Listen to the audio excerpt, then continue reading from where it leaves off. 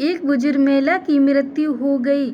यमराज उसे लेने आए। महिला ने यमराज से पूछा, आप मुझे स्वर्ग ले जाएंगे या नरक? यमराज बोले, दोनों में से कहीं नहीं।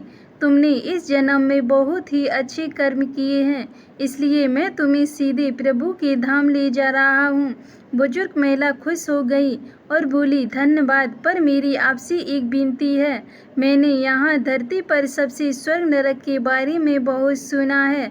मैं एक बार इन दोनों जगहों को देखना चाहती हूँ। यमराज बोले, तुम्हारे कर्म अच्छे हैं, इसलिए मैं तुम्हारी यह इच्छा पूरी करता हूँ। चलो, हम स्वर्ग और नरक के रास्ते से होते हुए प्रभु के धाम चलेंगे। दोनों चल पड़े। सबसे पहले नरक आया। नरक में बुजुर्ग महिला ने जोर जोर से लोगों के रोने की आवाज़ सुनी। नरक में सभी लोग दुबले पतले और बीमार दिखाई दे रहे थे।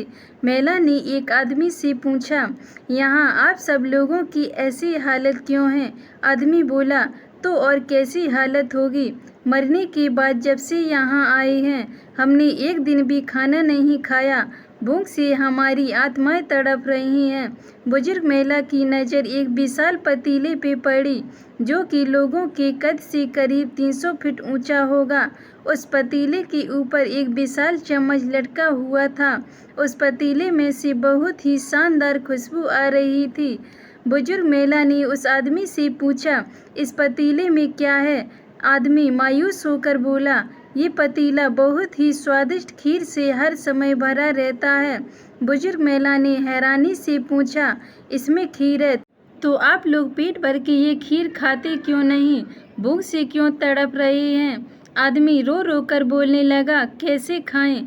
ये पतीला 300 फीट ऊंचा है, इसमें से कोई भी उस पतीले तक नहीं पहुंच पाता। बुजुर्ग महिला को उन पर तरस आ गया।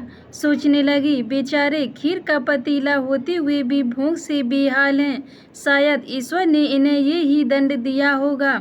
यमराज बुजुर्ग महिला से बोले, चलो, हमें देर हो रही है। दोनों चल पड़े। कुछ दूर चलने पर स्वर्ग आया। वहाँ पर बुजुर्ग महिला को सबके हंसने खिलखिलाने की आवाज़ सुनाई दी। सब लोग बहुत खुश दिखाई दे रहे थे। उनको खुश देखकर बुजुर्ग महिला भी बहुत खुश हो गई। पर वहाँ स्वर्ग में भी बुजुर्ग महिला की नज़र वैसे ही 300 फीट ऊंचे पतीले पे पड़ी जैसे नरक में था। उसके ऊपर भी वैसा ही चमचा लटका हुआ था। बुजुर्ग महिला ने वहाँ लोगों से पूछा, इस पतीले में क्या है? स्वर्ग के लोग बोले, इसमें बहुत स्वादिष्ट खीर है। बुजुर्ग महिला हैरान हो गई। उनसे बोली, पर ये पतीला तो 300 फीट ऊंचा है, आप लोग तो इस तक पहुंच ही नहीं पाते होंगे। उस हिसाब से तो आप लोगों को खाना मिलता ही नहीं होगा। आप लोग भूख से बेहाल होंगे। पर मुझे तो आप सभी इतने खुश लग रहे हो, ये कैसे? लोग बोले, हम तो सभी लोग इस पतीले में से पेट भर के खीर खाते हैं। महिला बोली, पर कैसे? पतीला तो बहुत ऊंचा है। लोग बोले, तो क्या हो गया? पतीला ऊंचा है तो यहाँ पर इतने सारे पेड़ हैं। ईश्वर ने ये पेड़ पौधे, नदी, झरने हम मनुष्यों के उपयोग के लिए तो बनाए हैं। हमने इन पेड़ों की लकड़ी ली, उसको काटा, फिर लकड़ियों के टुकड़ों को जोड़ के विशाल सीढ़ी का निर्माण किया। उस लकड़ी की सीढ़ी के सहारे हम पतीले तक पहुँचते हैं और सब मिलकर खीर का आनंद लेते हैं। बुजुर्ग महिला यमराज की तरफ देखने लगी। यमराज मुस्कुराए, बोली, ईश्वर ने स्वर्ग और नरक मनुष्यों के हाथ में ही सौंप रखा है। चाहे तो अपने लिए नरक बना लें, चाहे तो अपने लिए स्वर्ग। ईश्वर ने सबको एक समान हालातों में डाला है। उसके लिए उसके सभी बच्चे एक समान हैं। वो किसी से भेदभाव नहीं करते। वहाँ नरक में भी पेड़ पौधे सब थे, पर वो लोग खुद ही आलसी हैं। उन्हें खीर हाथ में चाहिए।